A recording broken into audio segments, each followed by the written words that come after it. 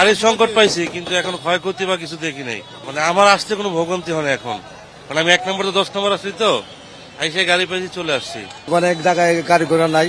আমরা যেমন এই আগারগাঁ থেকে আসলাম, খুব কষ্ট করে আসলাম, রাখি খুব কম। রিক্সা আছে, অটো গাড়ি আছে, মাঝে মধ্যে সিএনজি পাওয়া যায়।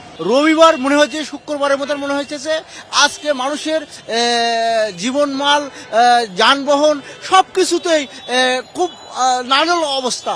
মানুষের প্রয়োজন, যাদের না বাড়ালেই না, যাদের বাসা থেকে না বাড়লে, কাজে বাড়লে ব্যাঘাত ক্ষতি হবে, এই জন্য তারাই বাসা থেকে বের হচ্ছে।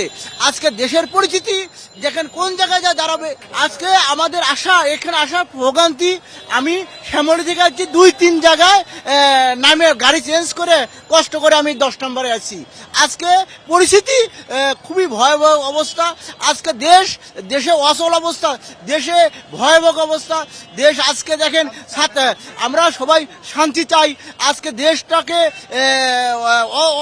দেশটাকে একদিকে ঠেলে দিচ্ছে। আজকে হলো শান্তি দরকার।